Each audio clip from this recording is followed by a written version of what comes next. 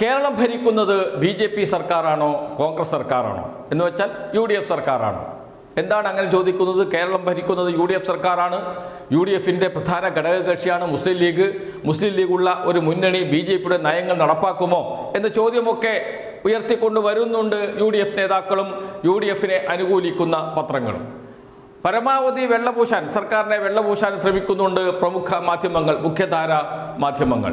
പക്ഷേ ഓരോ ദിവസം കഴിയുന്തോറും സർക്കാരിൻ്റെ ഓരോ നടപടികൾ പുറത്ത് വരുമ്പോഴും ഒരു കാര്യം ഉറപ്പിക്കുന്നു: BJPയുടെ നയങ്ങൾ നടപ്പാക്കുകയാണ് കേരളത്തിൽ ചെയ്യുന്നത്. അതുകൊണ്ട് തന്നെയാണ് PD സതീശൻ, കേരളത്തിൻ്റെ മുഖ്യമന്ത്രി, പറയുന്നത് കേന്ദ്രത്തോട് ഏറ്റുമുട്ടാൻ ഞങ്ങളില്ല എന്ന്. നിയമസഭയിൽ ബജറ്റ് പ്രഖ്യാപനത്തിൽ അക്കാര്യം പറഞ്ഞു.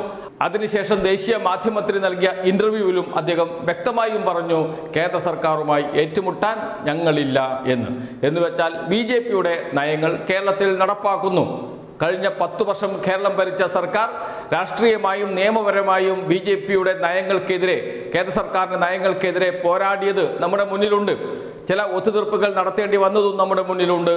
എന്നാൽ പോരാട്ടം ശക്തമായി മുന്നോട്ട് കൊണ്ടുപോകാൻ കഴിഞ്ഞിരുന്നു LDF സർക്കാരിന്. എന്നാൽ ഇപ്പോൾ പോരാട്ടമേ ഇല്ല, സമരമേ ഇല്ല, ഞങ്ങൾ കീഴടങ്ങിയിരിക്കുന്നു, നിങ്ങൾ പറഞ്ഞോളൂ, ഞങ്ങൾ അനുസരിക്കാം എന്ന നിലയിലേക്കാണ് ഇപ്പോൾ UDF സർക്കാർ പോയിക്കൊണ്ടിരിക്കുന്നത്. ഏറ്റവും ഒടുവിലത്തെ തെളിവും പുറത്തു വന്നിരിക്കുന്നു. അത് മറ്റൊന്നുമല്ല, മുസ്ലിം സമുദായത്തിൻ്റെ അഭിമാന സ്ഥാപനമായ വഖഫ് ബോർഡ് തന്നെയാണ്. വഖഫ് ബോർഡ് പുനഃസംഘടിപ്പിക്കണമോ എന്ന ചോദ്യം നേരത്തെ തന്നെ ഉയർന്നു വന്നതാണ്. കേന്ദ്ര സർക്കാർ നിയമം അനുസരിച്ച് പുനഃസംഘടിപ്പിച്ചു.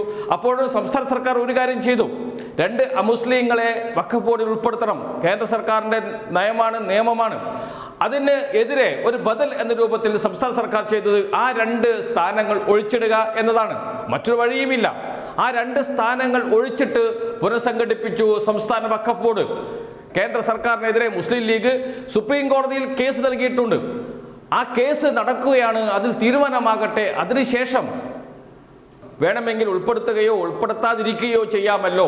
അതായിരുന്നു LDF നിലപാട്. എന്ന് വെച്ചാൽ കേന്ദ്ര നയമാണ്, സംസ്ഥാനത്തിന് മാറി നിൽക്കാൻ കഴിയില്ല. പക്ഷേ എന്തെങ്കിലും സാധ്യതയുണ്ടോ എന്ന് പരിശോധിച്ചിരുന്നു LDF സർക്കാർ. അതിൻ്റെ ഭാഗമായിട്ടാണ് 2 സ്ഥാനങ്ങൾ അമുസ്ലിങ്ങളെ വഖഫ് ബോർഡിൽ ഉൾപ്പെടുത്താനുള്ള കേന്ദ്ര സർക്കാരിൻ്റെ നിയമം അത് മറികടക്കാൻ 2 സ്ഥാനങ്ങൾ ഒഴിച്ചിട്ട് വഖഫ് ബോർഡ് പുനഃസംഘടിപ്പിച്ചത്. എന്നാൽ ഇപ്പോൾ ഇതാ BJP നേതാവ് ഷോൺ ജോർജ് കൊടുത്ത കേസ് ഹൈക്കോടതിയിൽ നടക്കുന്നു. ഹൈക്കോടതിയിൽ സംസ്ഥാനത്തിൻ്റെ അഡ്വക്കേറ്റ് ജനറൽ, UDF സർക്കാരിൻ്റെ അഡ്വക്കേറ്റ് ജനറൽ പറഞ്ഞിരിക്കുന്നു, കേന്ദ്ര സർക്കാരിൻ്റെ നയങ്ങൾ, നിലപാടുകൾ നടപ്പാക്കാം, പുനഃസംഘടിപ്പിക്കാൻ തയ്യാറാണ് വഖഫ് ബോർഡ്.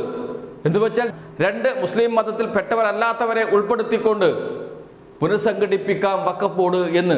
BJPയുടെ നയത്തോട്, പരാതിക്കാരൻ്റെ ആവശ്യത്തോട് അനുകൂലമായി പ്രതികരിക്കുന്നു UDFിൻ്റെ അഭിഭാഷകൻ അഡ്വക്കേറ്റ് ജനറൽ രാജു ബാബു. കോടതിയിൽ നേരിട്ട് ഹാജരായി പറയുകയാണ് വഖഫ് ബോർഡ് പുനഃസംഘടിപ്പിക്കാൻ തയ്യാറാണ് എന്ന് വെച്ചാൽ ഷോൺ ജോർജിൻ്റെ, BJPയുടെ നേതാവിൻ്റെ പരാതിക്കാരൻ അദ്ദേഹമാണ്. ആ പരാതിയോടൊപ്പം ചേരുന്നു സംസ്ഥാന സർക്കാരും എന്നർത്ഥം. എന്തേ മുസ്ലിം ലീഗ് മിണ്ടാത്തത്? എന്തേ ജമാഅത്തെ ഇസ്ലാമി മിണ്ടാത്തത്? എന്തുകൊണ്ടാണ് ഒരക്ഷരം പോലും പറയാതിരിക്കുന്നത്? ഒറ്റയ്ക്കുള്ള ശബ്ദങ്ങൾ അവിടെ ഇവിടെ ഉയർന്നു വരുന്നുണ്ട്.